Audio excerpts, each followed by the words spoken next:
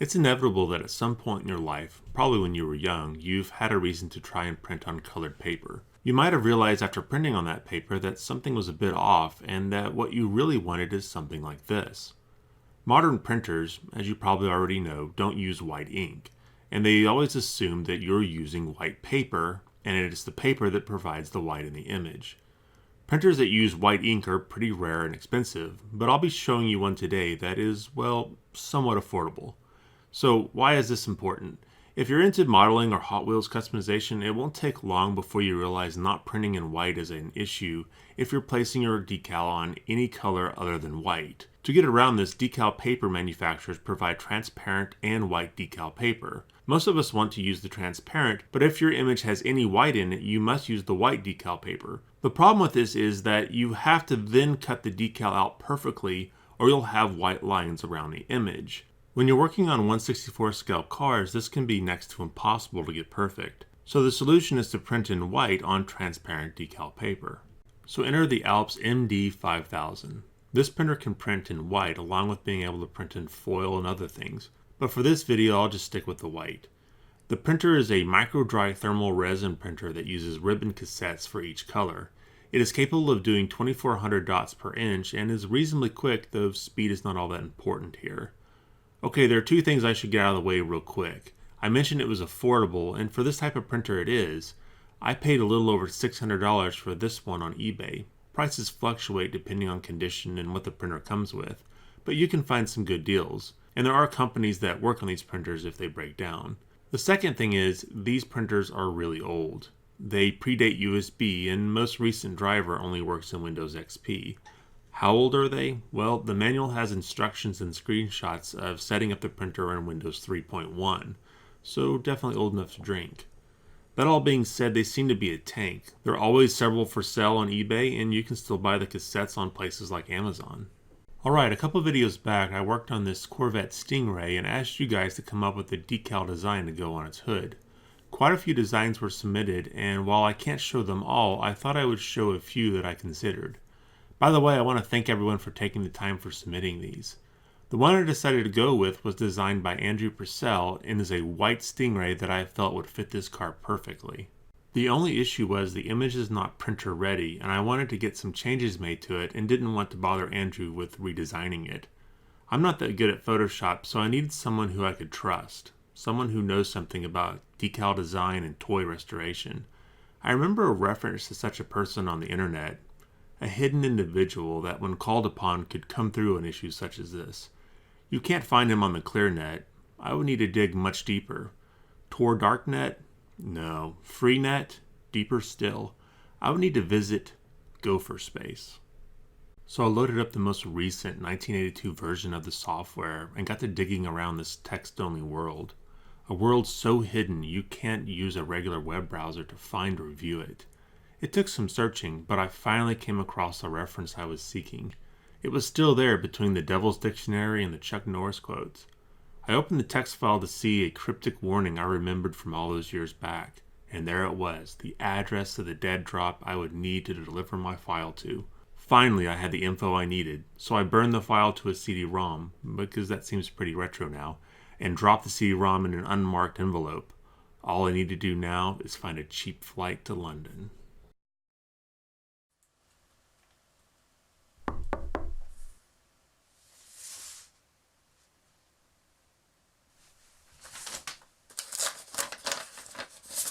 What's this? Looks like someone might need my help. Pinhead, hold my calls.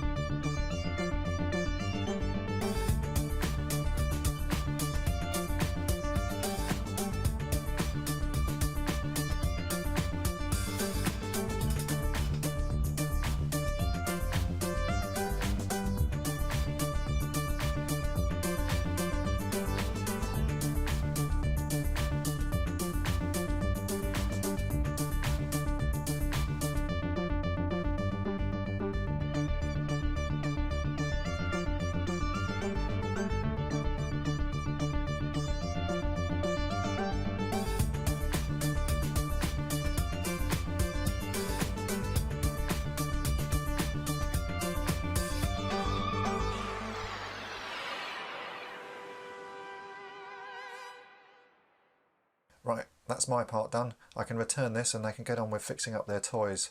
Pinhead, did anyone call? Okay, so after getting the files back, I dropped it into Photoshop on my XP machine connected to the printer. I decided to make 3 of these side by side just in case I messed one up. The first thing to do is to invert the colors, or silhouette the image if there are more colors than black and white. On the printer, I'll change out the black ribbon with the white ribbon. The cassettes can be put in any order, by the way. When you close the door, the printer figures out what colors are loaded and what slot they're loaded into. Next, I'll load in some transparent decal paper. This paper is made by testers and is a weird size that I had to manually set up in the printer settings. To avoid this, you can buy 8.5 by 11 decal paper online and not have to mess with setting custom paper sizes. Next, I'll open the print dialog window and select the printer setup. This brings me to the Alpha's driver settings. On the lower left, I'll select the Use Spot Color. This will bring up another window, and is here I'll need to select the white to specify I have a white cassette loaded in the printer. After this, I can select OK twice and then send the job to the printer. When using spot colors, you can only print in one color, and it will only print the parts of the image that are black. Once the printer is done, you can see the image if you hold the paper and the light just right. Now, not wanting to bore you with tons of details about this printer, I will say it is a multi-pass printer, as in it prints each color onto the paper and then sucks the paper back into the printer, loads the next color cassette, and repeats until it has laid down each color. Since I'm using spot color, the only color it will print right now is white, so I'll have to reload the paper, change out the white with the black cassette, and then go back into Photoshop and turn off spot color and invert my image back, and then print again.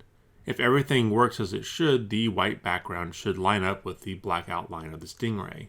From here, everything reverts back to normal decal printing and application. I'll need to spray the decal with decal bonder spray to protect it. And once that dries, I can then cut the decal out with scissors. Here I cut the image into parts for the hood, roof, and back. I can then drop the decal in water to loosen it and then apply it to the car, taking care to make sure everything is aligned. Once the decal is dried sufficiently, I'll apply some microsol to it. This dissolves the decal onto the painted surface and allows you to apply decals to very irregular surfaces. It's a double-edged sword though, because the solution allows the decal to stretch, and this can cause cracks to form in your image. This actually happened to me here, but I ended up keeping it as all the cracks were at the bottom of the stingray's wings. I thought this looked really cool and just added to the design, so I decided to leave it in. After the micro solution has fully dried, I can check to be sure that the decal is firmly in place. If everything is good, I can wash the car in water to be sure all the residue has been removed, and then allow it to dry before I clear coat with clear Spectraflame from the Redline shop. I like using these urethane clear paints for burying the decals, as you can layer it on without any clouding issues. You can also use Tester's clear coat, but you can't use more than 2 coats without it starting to cloud up on you, so keep that in mind. Once I'm done painting, I'll set the car aside to cure. I like to give it at least 48 hours to be sure it is fully hardened. After that, I can put the car back together and admire the new look. Okay, so one of the reasons I chose this image is that it would be difficult, not impossible, but difficult to make using the normal decal printing methods. Certainly not as easy as this was. One of the other advantages to using this printer is using the white layer as an opaque undercoat. Any decal I print will have the white undercoat printed first and then the normal color on top.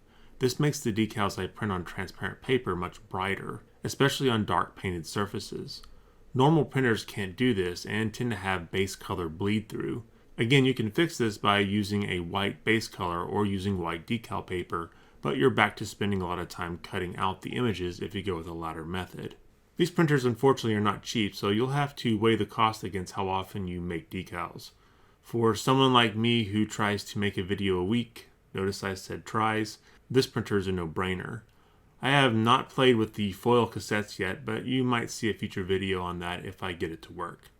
Last, big thanks to Dave at Toy Polloi for doing all the image work on this. It took him minutes to do in Photoshop what would take me hours. His channel is closing in on 30,000 subs at the time of this video, and if you haven't subbed yet, it would really help him out. It's hard to make a video about a printer interesting, so I hope you enjoyed or at least were somewhat entertained by our subpar acting abilities. Anyway, thanks for watching, and I'll see you next time. And yes, this is a drinking game, and you were supposed to take a drink each time I said decals.